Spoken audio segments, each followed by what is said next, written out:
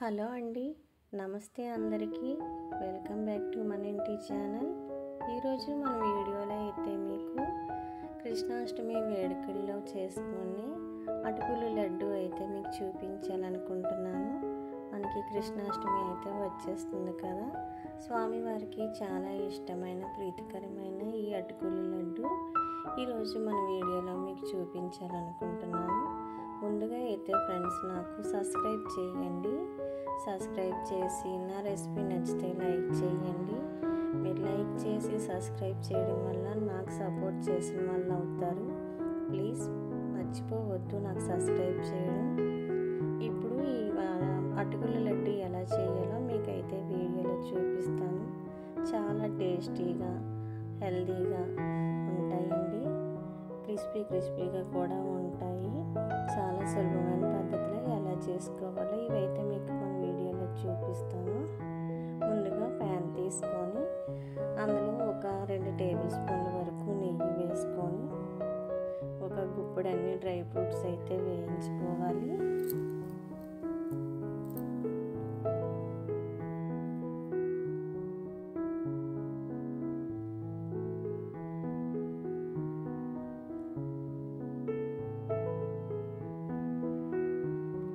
Dry fruits అన్నీ colour మారేంత వరకు వేయించుకొని ప్లేట్లో అయితే తీసి పక్కన పెట్టుకోవాలి.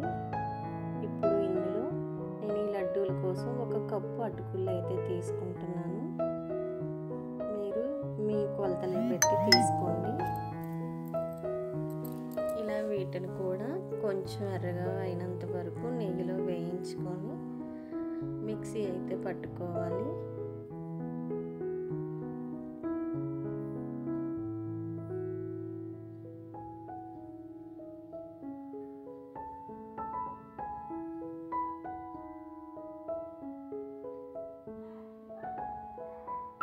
ఇప్పుడు వీటిని వేరే కప్పులో తీసుకున్నాం కదా, వీటిని మనం మిక్సీ పట్టుకొని పక్కన పెట్టుకోవాలి.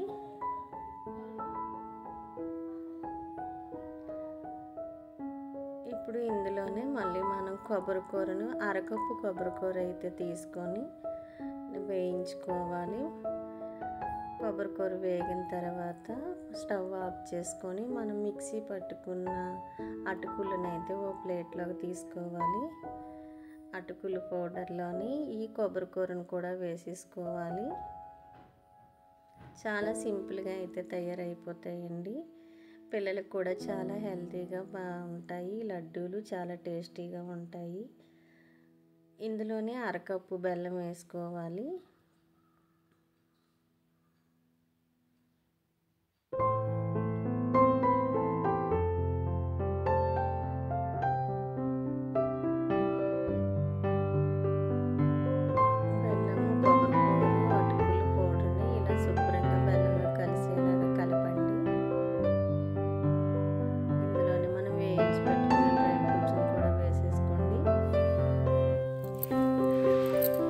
ఇప్పుడు ఇవి మొత్తం కలిసేలా బాగా కలుపుకోండి. బెల్లాన్ని చిలుపుకుంటూ కలుపుకోండి, మనకి ఉండలు అయ్యేటట్టు. మీకు ఒకవేళ పొడిగా ఉండేటట్లు ఉంటే ఒక 2 టేబుల్ స్పూన్ల వరకు మరిగించిన పాలు వేసుకోవచ్చు, లేదంటే నెయ్యిని వేసుకొని అయినా కలుపుకోవచ్చు. ఇందులోనే ఇలాచీ పౌడర్ కూడా వేసుకోవాలి.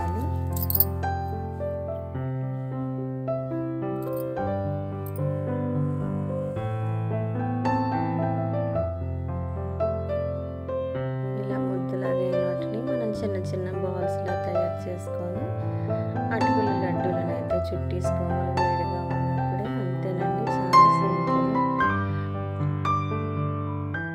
మనం అప్పటికప్పుడు కూడా తయారు చేసేసి స్వామివారికి నైవేద్యంగా పెట్టుకోవచ్చు.